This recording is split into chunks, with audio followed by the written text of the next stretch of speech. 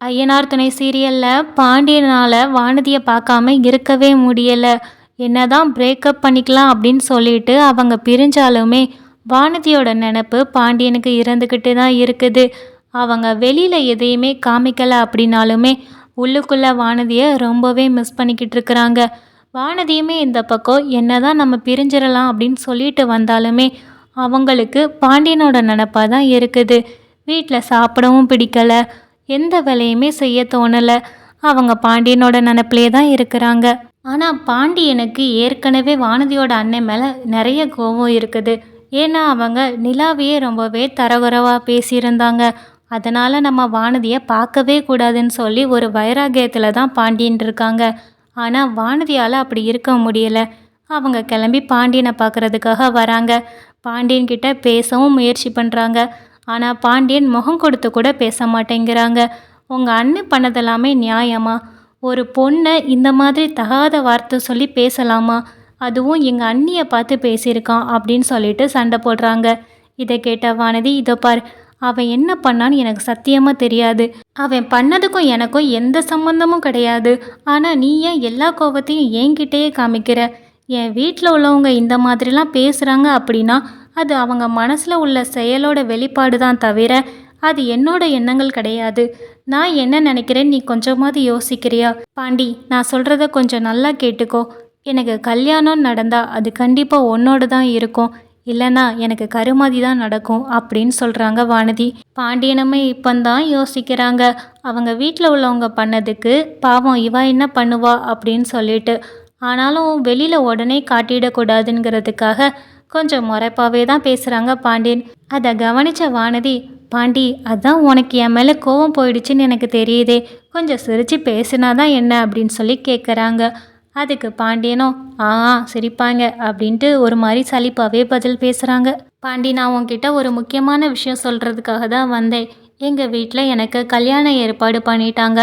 நாம் அன்னைக்கு பிரிஞ்சிடலான்னு சொல்லிட்டு போனேன்ல, அன்னைக்கு தான் பொண்ணு பார்க்குறதுக்கு மாப்பிள்ளை வீட்டிலேருந்து வந்திருந்தாங்க. என்னைய ரொம்பவே பிடிச்சிருக்குன்னு சொல்லிட்டு உடனேயே கல்யாணத்தை நிச்சயம் பண்ணிட்டாங்க. இன்னும் ஒரு 4-5 நாளில் கல்யாணம். அப்போ உன் கல்யாணத்துக்கு கூப்பிடுறதுக்காக தான் இங்கே வந்தியா அப்படின்னு ரொம்பவே கோவப்படுறாங்க பாண்டியன். அப்புறம் வானதி சொல்கிறாங்க, இல்லை பாண்டி, எங்கள் வீட்டில் என்னைய ரொம்பவே போட்டு அடைச்சி வச்சுட்டாங்க. என்னைய ரொம்பவே அடிக்கவும் செஞ்சாங்க. அந்த கல்யாணத்துக்கு சம்மதிக்கலைன்னா உன்னைய நாங்கள் கொன்று போட்டுருவோம் அப்படிங்கிற மாதிரி ரொம்பவே மிரட்டி தான் சம்மதிக்க வச்சாங்க. ஆனால் எனக்கு நல்லாவே தெரியும் அந்த கல்யாணம் நடக்கவே நடக்காதுன்னு. ஏன்னா எனக்கு தான் தெரியுமே அந்த கல்யாணம் நடக்கவே நடக்காதுன்னு. நான் கண்டிப்பாக உன் கூட வந்துடுவேன்னு எனக்கு தெரியும். அதான் பாண்டி, உன்னோட மனசுலையும் என்ன இருக்குன்னு தெரிஞ்சுக்கிட்டதுக்காக தான் நான் இங்கே வந்தேன். ஏன்னா நாம் அன்னைக்கு கோவத்தில் பிரிஞ்சிருவோன்னு சொல்லிட்டு போனோம். ஆனால் என்னால் அப்படி இருக்கவே முடியலை. நீ என்ன நினைக்கிறேங்கிறது எனக்கு தெரியணும்ல, அதுக்காக தான் நான் வந்தேன் அப்படின்னு சொல்கிறாங்க. அப்புறம் பாண்டியனும் சொல்கிறாங்க, எனக்கும் உன்னைய பிடிக்க தான் செய்யும். ஆனால் உன் குடும்பத்தை மீறி நீ வருவ அப்படின்னா அதுக்கப்புறம் நான் யோசிக்கிறேன் அப்படின்னு சொல்கிறாங்க பாண்டியன். அப்போது வானதி சொல்கிறாங்க, பிடிச்சதை செய்கிறோமோ இல்லையோ, ஆனால் பிடிக்காததை நம்ம எப்போதுமே செய்யக்கூடாது. எனக்கு அந்த கல்யாணம் சுத்தமாக பிடிக்கல. எனக்கு உன்னைய ரொம்பவே பிடிக்கும். எனக்கு என் குடும்பத்தை விட்டுட்டு வர்றது எந்த பிரச்சனையும் கிடையாது. ஒரு 2 தெரு தள்ளி போனால் எங்கள் அம்மா வீடு தான். எப்படியாவது காலப்போக்கில் அவங்க கண்டிப்பாக நம்மக்கிட்ட பேச தான் செய்வாங்க அப்படின்னு வானதி சொல்கிறாங்க. உடனே பாண்டியன், சரி நீ இப்போ வீட்டுக்கு போ, நாளைக்கு இதே நேரம் வா, நான் என்னன்னு சொல்கிறேன் அப்படின்னு சொல்கிறாங்க பாண்டியன். வானதியுமே ஒரு சந்தோஷத்தோட வீட்டுக்கு கிளம்பி போகிறாங்க. ஆனால் அவங்க பாண்டியன்கிட்ட பேசிட்டு போகிறத வானதியோட அண்ணே கவனிக்கிறாங்க. ஈவா இன்னும் அடங்கவே மாட்டா போலுக்கு, கல்யாணம் ஆக போகுது, அப்படியும் இங்கே வந்து பேசிட்டு போகிறான்னு சொல்லி வீட்டில் போய் சண்டை போடுறாங்க. ஒரு பொட்டை கழுத, உனக்கெல்லாம் அறிவே கிடையாத, எப்போ பாரு ஏன் அந்த மெக்கானிக் பைய கூடயே போய் சுற்றுற அப்படின்னு சொல்லிட்டு ரொம்பவே சத்தம் போடுறாங்க. வானதியுமே, இதை பார், நான் என்ன பேச தானே செஞ்சேன், இல்லை அவன் கூட ஓடி போயிட்டேனா?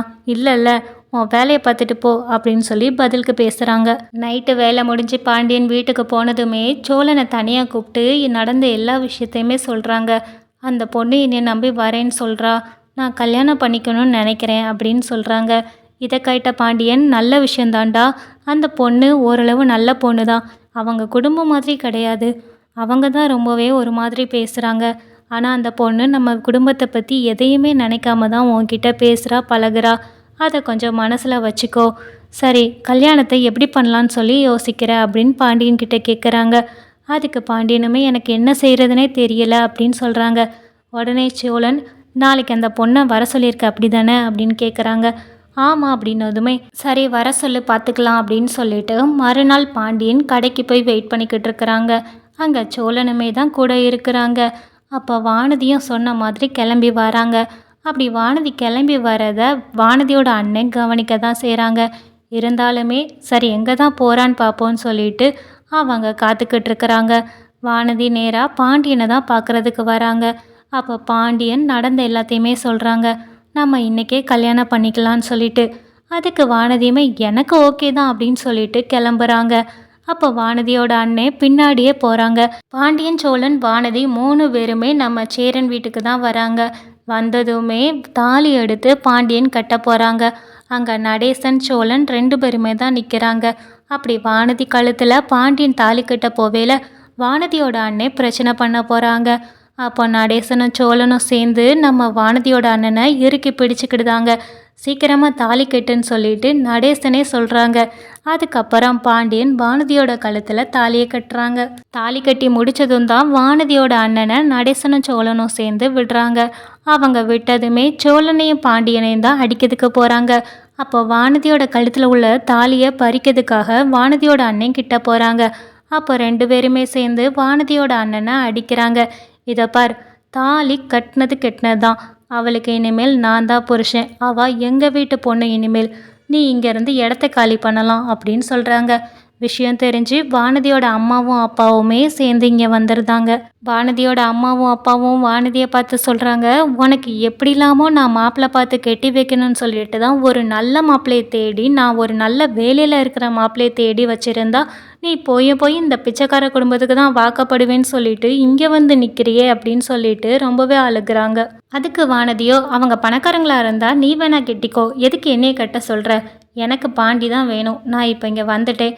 நீங்கள் வேணால் வந்ததுக்கு என்னைய ஆசீர்வாதம் பண்ணிட்டு போங்க அப்படின்னு வானதி சொல்கிறாங்க.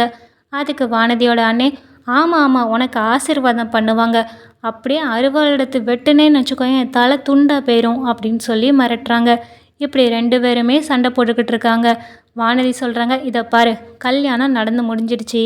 வந்ததுக்கு என்னை ஆசீர்வாதம் பண்ணிவிட்டு வேணால் வீட்டில் சாப்பிட்டுட்டு கிளம்புங்க அப்படின்னு ரொம்பவே கேவலமாக பேசி அனுப்புகிறாங்க. அப்போ சோழன் சொல்கிறாங்க பாண்டியை பார்த்து, டேய் நல்ல ஆளை பிடிச்சிருக்க, அவள் ஒருத்தையே போதும் அவங்க வீட்டை சமாளிக்க, வேற யாருமே வேண்டாம். அங்கே பாரு என்ன வாய் அடிக்கிறா பாரு அப்படின்னு சொல்கிறாங்க. அதை கேட்ட பாண்டியன் கொஞ்சம் அவங்க பெருமையாகவே வானதியை பார்த்துக்கிட்டு இருக்கிறாங்க. ஏன்னா தனக்காக தன்னை தேடி முழுசாக வானதி வந்திருக்காங்க. அவங்க வீட்டில் உள்ள எல்லாத்தையுமே எதிர்த்துட்டு வந்திருக்காங்க. அதனால் பாண்டியனுக்கு கொஞ்சம் சந்தோஷமாக தான் இருக்குது வானதியை நினைக்கும் போது. வானதியும் அதே மாதிரி தான் பாண்டியை கொஞ்சம் கூட எங்கேயுமே விட்டு கொடுக்காம பேசிக்கிட்டு இருக்கிறாங்க.